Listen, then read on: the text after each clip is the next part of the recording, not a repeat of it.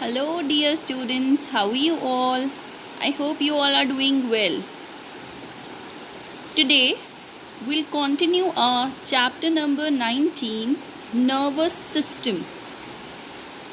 In the previous class, we have discussed about the brain and its part and spinal cord. So, let's quickly revise. The nervous system, it is the control center of the human body, and it has three parts: brain, spinal cord and nerves, and they control blinking, breathing, memorizing, reading, eating, thinking and so on. So all these activities, they are controlled by the nervous system. Brain is a part of nervous system. It communicates with the rest of the body through spinal cord and nerve. The instruction given by the brain passes to the spinal cord and then further to the nerves. Brain instruction spinal cord को देता है और spinal cord वो instruction आगे nerves में pass on कर देता है. So this is how brain communicates with the rest of the body. Now brain, it has three parts: cerebrum, cerebellum and medulla, which is also known as brainstem. Cerebrum is also known as cortex. It is the largest part of brain. Cerebrum हमारे brain का सबसे बड़ा हिस्सा है और लगभग 1 billion nerve cell cerebrum में होते हैं. The cerebrum has two halves. ऐसा माना जाता है जो हमारा सेरिब्रम है उसके दो पार्ट्स हैं और जो हमारे सेरिब्रम का लेफ्ट पोर्शन है, the left side of the cerebrum control the right side of the body and right side of the cerebrum control left side of the body. The cerebrum, it take cares or control the function like thought, reasoning, problem solving, movement, emotion etc. ये सारी चीज़ें control करता है cerebrum. और इसका जो right portion है वो बॉडी के लेफ़्ट पार्ट को और लेफ़्ट पोर्शन है वो बॉडी के राइट पार्ट को कंट्रोल करता है. सेरिब्रम का जो राइट पार्ट है, it help us think about the abstract thing like music, colors and shape.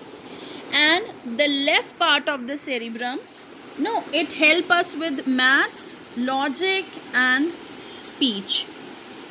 So this were all the information about the cerebrum, जो कि हमारी ब्रेन का सबसे बड़ा पार्ट है. Now cerebellum. Cerebellum जो कि हमारे ब्रेन का दूसरा हिस्सा है, it perform functions such as regulation and coordination of movement, posture and balance. It tells us how to work all the muscles together. Cerebellum ये बताता है कि जो हमारा मसल्स हैं अलग अलग वो इकट्ठे कैसे काम करेंगी, हमारी बॉडी का पोस्चर, बैलेंस बनाना, और ये हमारी मसल्स को एक साथ काम करने का इंस्ट्रक्शन देता है. It tells us how to work all the muscles together. It is located at the back of the brain. As you can see in the picture, ये हमारे ब्रेन के पिछले हिस्से में होता है और ये सेरिब्रम का 1/8 साइज़ होता है. दैट मीन्स जितना भी सेरिब्रम है उसका 8वां भाग के बराबर सेरिबेलम होता है. That's why it is called little brain, because it is 1/8 of the size of cerebrum and it control movement, posture and balance. Now the third part of the brain, that is medulla oblongata or brain stem. Medulla is also known as brain stem. It is responsible for basic vital life function such as breathing, digesting food and blood circulation.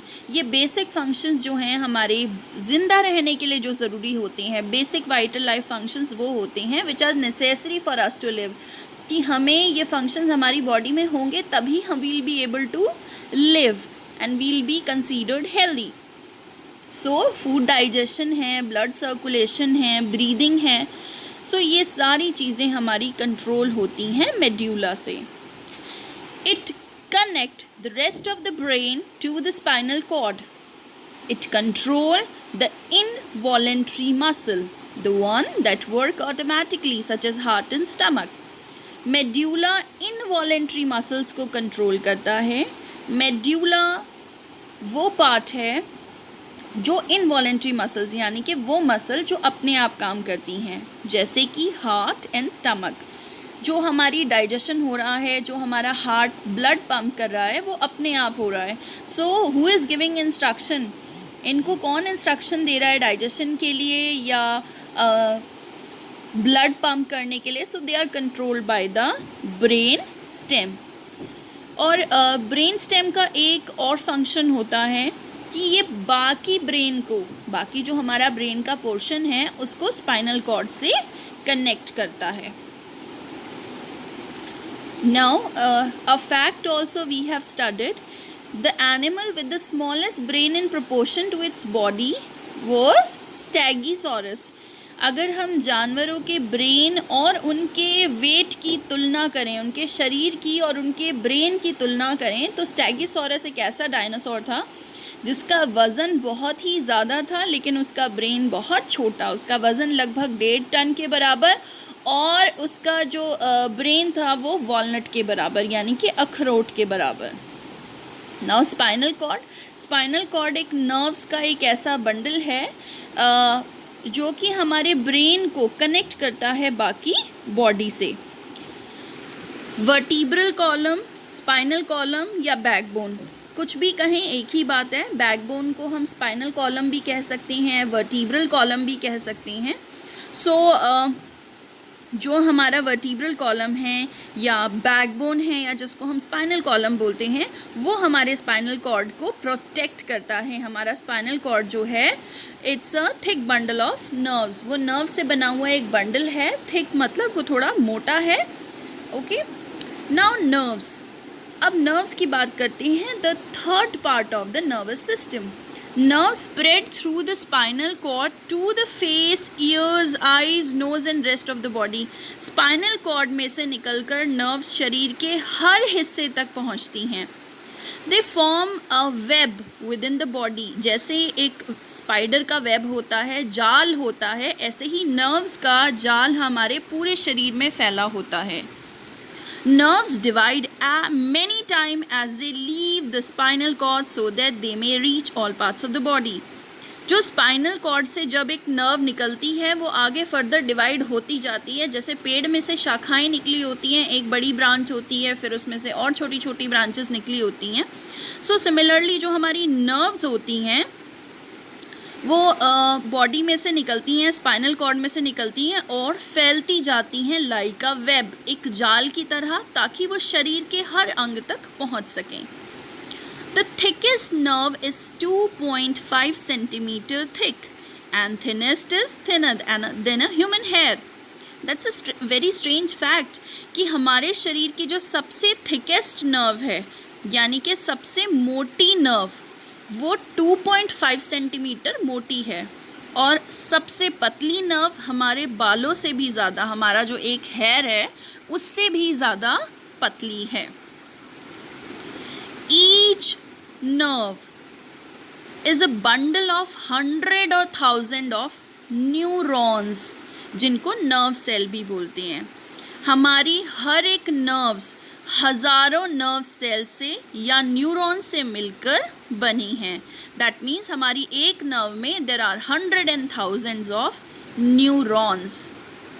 अब हमारी जो nerves हैं basically they are of 2 types.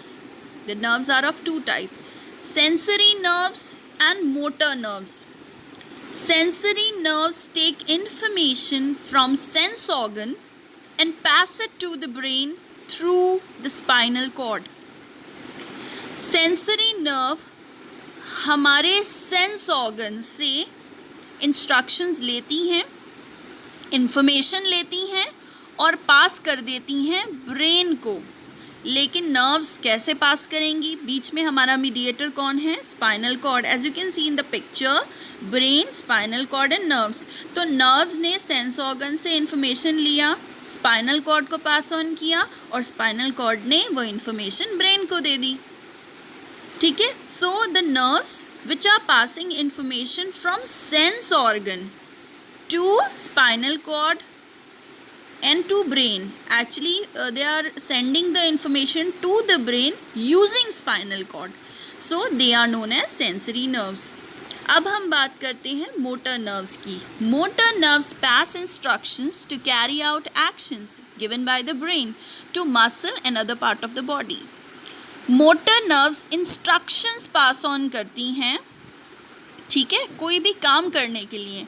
Brain ने अगर कोई काम कराना है, ब्रेन ने इंस्ट्रक्शन दिया स्पाइनल कॉर्ड को और वो जो इंस्ट्रक्शन है वो फर्दर बॉडी पार्ट्स तक जाता है and they are called motor nerves. There is a bit difference. Sensory nerves, you know, they grasp information and motor nerve they pass instructions. Okay, information होती है कोई भी जानकारी और इंस्ट्रक्शन होते हैं आदेश या command. Certain action of our body are instantaneous. We do not need to think before doing such actions. These involuntary actions are called reflex actions. For example, we do not think before blinking our eye. It is instantaneous. आपकी आँखों पर रोशनी पड़ती है तो एकदम से हमारी जो पलकें हैं वो बंद हो जाती हैं. हमारा हाथ अगर किसी गर्म चीज़ पर लगता है तो हम ऑटोमेटिकली हाथ पीछे कर लेते हैं. इन एक्शंस के लिए हमें सोचना नहीं पड़ता. इन एक्शंस को हम कहते हैं reflex actions. Now let's talk about sense organs. You must have read in previous classes कि हमारे 5 सेंस ऑर्गन्स होते हैं: touch, smell, taste, hearing and sight. ये तो हमारे एक्शंस हैं जो हमारे सेंस ऑर्गन्स कर रहे हैं. सो एक्चुअली सेंस ऑर्गन्स हमारे कौन सी हैं? Eyes, nose, ears, tongue and skin, जो कि हमें आईज साइट के लिए, नोज़ स्मेल के लिए, टंग टेस्ट के लिए, ईयर हियरिंग के लिए और हमारा जो स्किन है वो टच के लिए. The skin, nose, tongue, ear, eyes are called sense organ. They help us to understand and respond to world outside the body. ये हमें बॉडी के बाहर जो भी हमारे आसपास हैं, हम देख कर सुन कर चीज़ों को इनसे ही समझते हैं. फ्रेगरेंस है, बैड ओडर है, कोई चीज़ कितनी सुंदर है, तेज़ आवाज़ है, टेस्ट अच्छा है, कोई चीज़ गर्म है या ठंडी है, ये सारी चीज़ें हमें हमारे सेंस ऑर्गन्स बता रहे हैं. Brain interpret the signal. अब जो सेंस ऑर्गन हमें इंफॉर्मेशन भेजते हैं ब्रेन को, ब्रेन उन सिग्नल्स को रीड करता है और उसी अकॉर्डिंग रिस्पॉन्ड करता है. Lizards are always flicking their tongue in and out. They taste the air and pass all the flavors back to a sense organ in their mouth. Lizard हमेशा अपनी टंग बाहर निकालती है क्योंकि वो एयर को टेस्ट अपनी टंग के थ्रू करती है और अपने खाने को पहचान जाती है कि मेरा खाना या इंसेक्ट कहाँ पर हैं. हमारे जो सेंस ऑर्गन्स हैं, दे शेयर इन्फॉर्मेशन. जैसे कि अगर आप कोई कलर देखते हैं, आप आइडेंटिफाई करते हैं ये कौन सा कलर है, या आप किसी की आवाज़ सुनते हैं, या आप किसी पर्सन को बहुत समय बाद देखते हैं या दूर से देखते हैं जिनको आप बहुत अच्छे से जानते हैं. सो आपके सेंस ऑर्गन, आपकी आँखों ने उस पर्सन को देखा या आपने कानों ने किसी की आवाज़ सुनी, आपने वो इन्फॉर्मेशन ब्रेन को पास ऑन करी स्पाइनल कॉर्ड के थ्रू और ब्रेन ने आपको बताया कि अरे ये तो आपका फ्रेंड है, या फिर ये आपके पड़ोस में रहते हैं, या ये आवाज़ आपकी किसी पीयर की है, आपकी क्लास में पढ़ते हैं कोई स्टूडेंट, उनकी है. सो ये सारी इन्फॉर्मेशन हमारा जो हमारे सेंस ऑर्गन पास ऑन कर रहे हैं ब्रेन को, और ब्रेन इस मैसेजेस को इंटरप्रेट कर रहा है, यानी कि वो पढ़ के उस इन्फॉर्मेशन को देख कर कि आपने क्या देखा, तो ब्रेन अपनी मेमोरी में से कलेक्ट करता है कि ये कौन है और वो फिर पास ऑन करता है इन्फॉर्मेशन सेंस ऑर्गन को कि आपने इनको देखा या आपने इनकी आवाज़ सुनी या ये कलर है. So this is how the sense organ and the brain works collaboratively. So here we have completed the chapter number 19. Please do read the lesson. Thank you so much for listening. Have a nice day, all of you.